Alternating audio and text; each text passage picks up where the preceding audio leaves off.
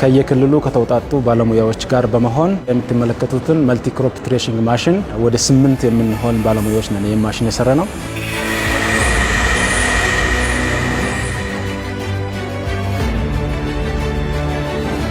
ይሄ ማሽን በቀላሉ ወጪ ቆጣቢ እና ችግር ፈቺ የሆነ ነው። ሞር ግን ለስሞል ሆልደር ፋርመሮቻችን ወይም ደግሞ አነስተኛ ማሳ ላላቸው አርሶ አደሮች መዋል የሚችል ነው።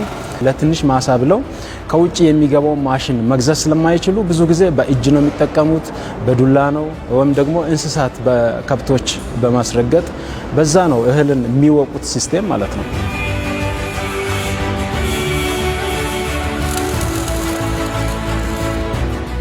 ይሄን ችግር ለመፍታት ይሄን ማሽን መፍጠር ቻለን ማለት ነው። ይሄ ማሽን ምንድነው የሚያደርገው?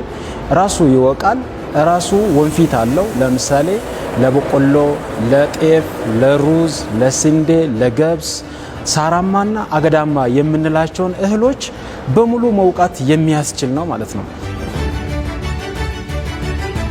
በሚሰጠው ነፋስ እብቅ ይወጣል። አላስፈላጊ እህል ላይ ማይገቡ ብናኝ ነገሮችን ያስወግዳል ማለት ነው። በቀላሉ ምን ሆነ ጥርት ያለ ወደ ወፍጮ ቤት የሚሄድ እህል መውቃት የሚያስችል ማሽን ነው። ከዛ ባሻገር ምንድነው መልቲ ፐርፐዝ ነው። በኤሌክትሪክ መጠቀም አለብኝ የሚል ካስተመር ከመጣ በዲናሞ እንዲሰራ ይደረጋል። አይ አልፈልግም ሪሞት ኤሪያ ነው የሚጠቀመው ወይም ገጠራማ አካባቢ ከሆነ ደግሞ በጄኔሬተር መስራት ይችላል ማለት ነው።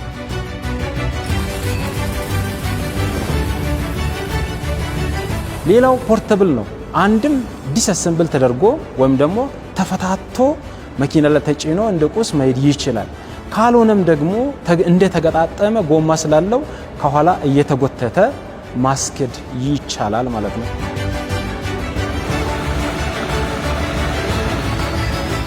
ለአርሶ አደሩ አይደለም ለአገሪቱ ሁሉ የሚጠቅም ከዛም ባሻገር ለአፍሪካ ሁሉ መትረፍ የሚችል አይነት ፕሮዳክት ነው ይዘን የቀረብነው ማለት ነው።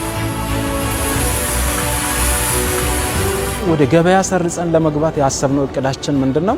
አንድም በማከራየት ነው፣ ሁለተኛ ደግሞ በመሸጥ ነው። ሌላው ደግሞ ተጨማሪ የምናደርገው ለሚገዛ ሰው ጋራንቲ ያለው ሙሉ ፉል ሜንቴናንስ ፓኬጅ እንሰጣለን። አመሰግናለሁ።